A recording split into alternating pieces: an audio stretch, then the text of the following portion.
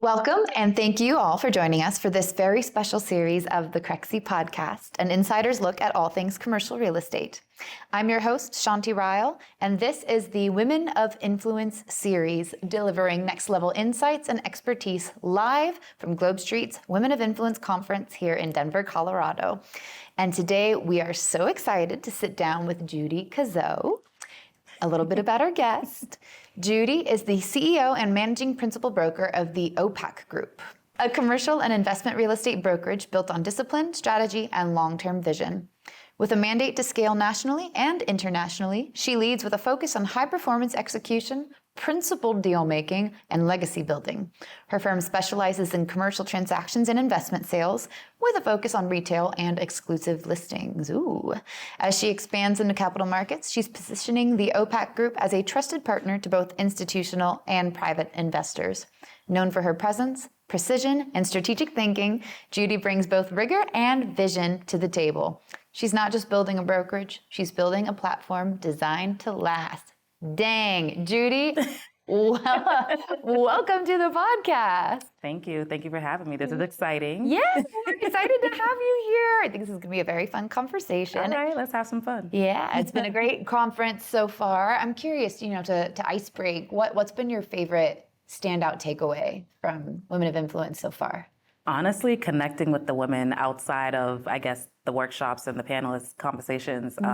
So far, especially being a woman who stepped out on my own, starting my own brokerage, being able to connect with other women who are either starting their own or have done their own businesses for several of years, being able to connect with them, learn their methodologies, their tactical methodologies on how to stay organized. Oh my God. So it's pretty amazing to be here, to be able to connect and just hear their stories and just see how they have even came across to where they are now, their journeys. So that has been the meat and potatoes for me of this entire Women of Influence conference. Totally. Let's hear your meat and potatoes. Tell us your story. How did you first get involved in commercial real estate, and what ultimately led to you creating OPAC Group and striking out on your own? So I have always had a love for real estate. My family migrated here from Haiti, and back in the early 90s, my father actually got into real estate, and we own in the city of Cambridge. Yeah. And then, but we own on the residential side, and I've just always loved real estate. I've always wanted to know, why didn't we do more? Why didn't we get more? And so, being nosy and just growing up in the city of Cambridge, I've always been interested in how businesses, just one day you have this one restaurant that's been here all of your lives, and the next thing you know, it's gone. And I was just kind of like, why didn't I know about this? Where is this going? What's going on? And so I've just always had an interest in the business aspect. And so when I learned about real estate, but commercial real estate, I said, oh, wow, this is something that I really want to get into.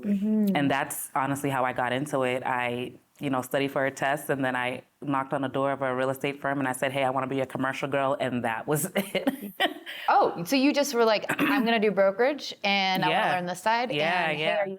Because I'll do whatever you need to do. I didn't even ask them if they were hiring. I just told them that I was going to I'm going to be a commercial girl. I don't know. Like, that's just really what I did, whatever, and so I did that, and then through the years, I just evolved. I joined Crew Boston, and I had a mentorship program, and I then went into more of a corporate real estate firm, commercial real estate firm, and I just kind of learned the trades and, how conversations are happening, transactions, how to really do, high level proposals, and that was really my journey. And then I went out and I studied for my broker's license, and I went out and got my license and started my own firm. And that's where I'm at today. The OPAC Group stands for the Omnipresent Asset Class.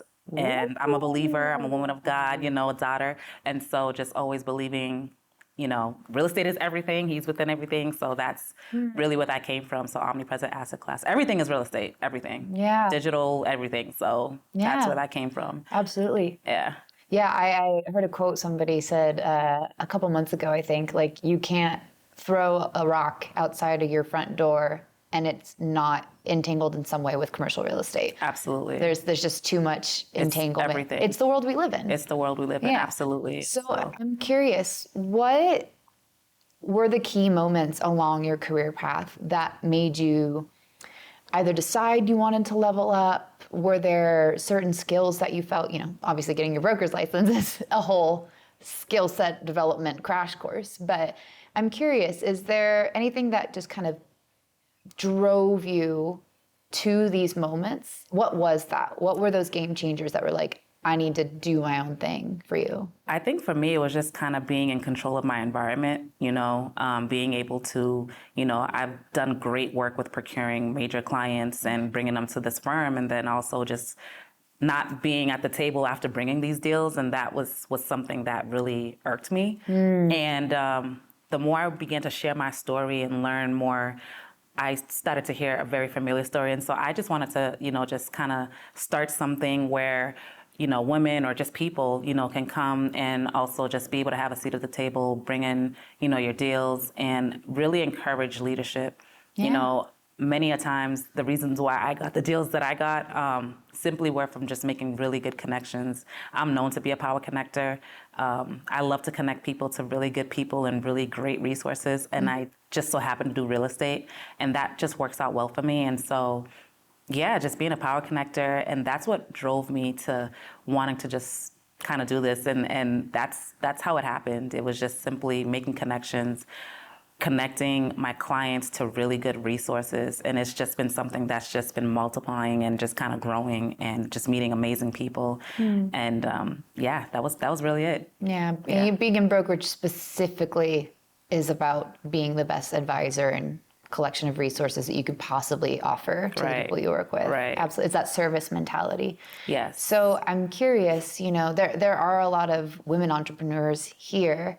When you were first starting out on your own business, what do you maybe wish that someone in that women entrepreneurial space might have told you about getting started? Do you have any favorite mistakes that really set you up for success a little bit later down the line? Or what's some advice that you think really helped you, or that you wish you had that might have helped you in a different way? I mean, I think for me it was just stop second guessing yourself. I mean, it's good to question things and just make sure you're doing the right thing. Yeah. But just to stop second guessing yourself. A lot of the time, I would have these great ideas, and then I would hold back because I didn't know if I should do this, or if I didn't have someone to kind of lean on. And so one of the things that I think is super important is definitely seeking mentorship early on. For me, it's definitely been working and collaborating and having accountability with other women in business who've kind of already seen this or done this, or we're kind of doing it together. And so that's been the best thing for me, is having an accountability partner. I run off accountability. I do everything with accountability. My fitness is with accountability. Raising my dog and my daughter is with accountability. So just having that has really been beneficial. And I think for me, just not second guessing myself has been something that I wish I probably, had a little more guidance on early on. But yeah, that's pretty much really it. It's a skill to develop, certainly. You do have to work at building that confidence, and then on the other side of the fear, you go, oh wait, I did that. Yeah. And that helps motivate you and keep the momentum going for future things that you want to try. Yeah. So totally. I never thought I had an issue with confidence either. It wasn't until you start your own thing and you're kind of like, I had the audacity to do this, and it's kind of like crazy. Yes, you did. It's like, oh my God. Yeah. So I'd love to get more into the kind of day-to-day operations of OPAC. So you said you focused on retail and investment sales and also exclusives. I'm curious, what is the thinking behind, I guess choosing that asset class first off, but working on an exclusive basis only? Where does that come from? Having control. I think, being able to work and doing the exclusive sales.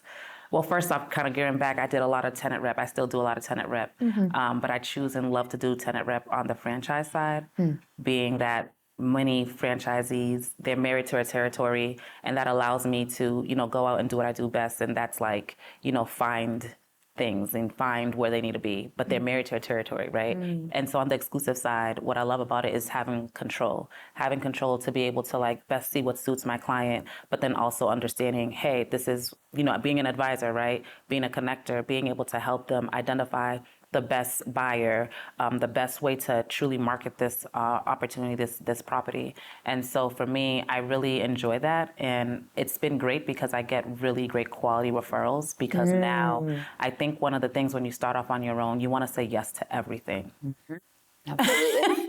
And you cannot, you'll stretch yourself out thin. And so, yeah, right now I've gained some really great traction on some amazing clients, and I get to just kind of be up in their business and then help them, score a great result in wanting to, whether it's exiting a business plan and, real estate being a part of that, and just engaging in these kind of conversations to best maximize the full potential for my client and what they're looking for to do. And that's just been fun. I love real estate. I love it. I can see it in your eyes and your body language. So getting into the real estate of it all, what are you seeing in the market right now? Are you still in Cambridge? Cambridge, yeah. I'm a Canterbridgian. I was born there, raised there, still live there now. Went to high school there, everything. Yeah.